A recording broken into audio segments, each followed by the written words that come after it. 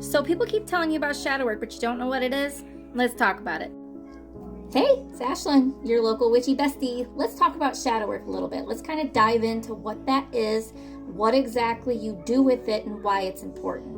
And real quick, I'm a mom before I'm a witchy pagan, and we all have lives outside of TikTok, so you will hear kids, you will hear dogs. Bear with me, okay? So what is shadow work? Well, shadow work is the process in which you intentionally reclaim and uncover hidden parts of yourself that exist within you. They're the parts of you that you keep hidden away, that you lock behind closed doors in your mind and don't want to express or share.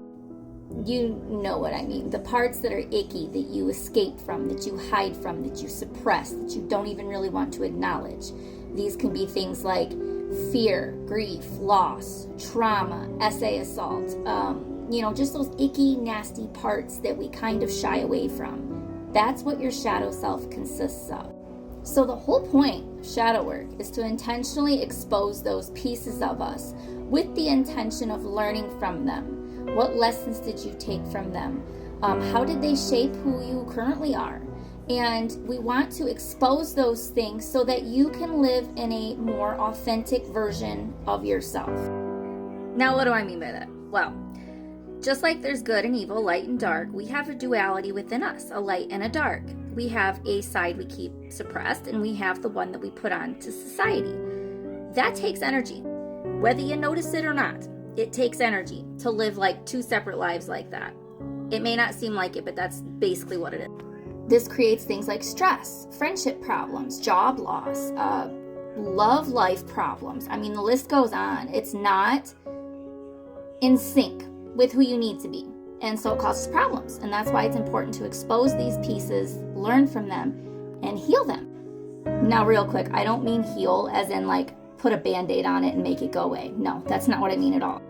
What I mean is when you expose those pieces and learn how they shaped you and learn what they did to you and why you're ashamed of them, why you're anxious over them, what that did to you. When you learn all those things and expose it and bring it to light, you then can integrate that into your life. And you no longer will be faking. You no longer will be wearing a mask. You no longer will be putting on this face to society. You will be your most and truest authentic self. You won't be fragmented.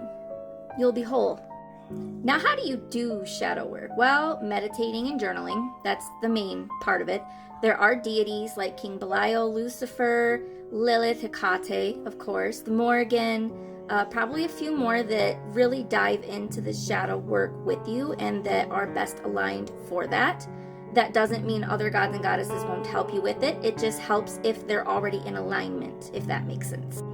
So for journaling, it's things like prompts you can find online, different journals that are already made for shadow work, but it's really examining what you're avoiding. What do you hate about yourself? What traumas have you experienced? What are you ashamed of?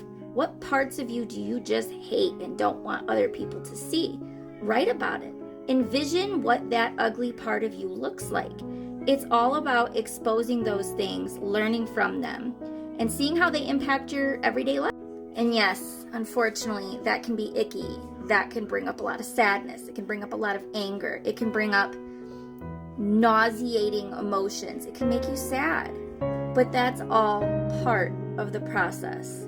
It might suck, but it is a very necessary part for really knowing who you are at your core and being okay with it, to be your authentic self and thus connect with your higher self better.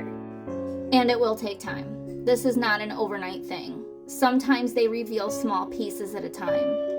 And this could take place over years. It could take weeks. They could reveal several all at once. I mean, it's really up to the deity you work with and their teaching style. It's about the mentors you work with that teach you how to deal with it, the prompts you use. It's up to you, though, to take those pieces and incorporate and integrate them into who you are. So what do you think? Do you have particular shadow work prompts that have worked best for you? Do you have particular deity messages that have came through? Tell me about your shadow work experience. And also remember, I myself am still learning. I am no master. I don't claim to be. Do your research. Look at other creators. Listen to what they say. Google. Look at other shadow work prompts on Pinterest or Google. Find a way that works best for you and do your research.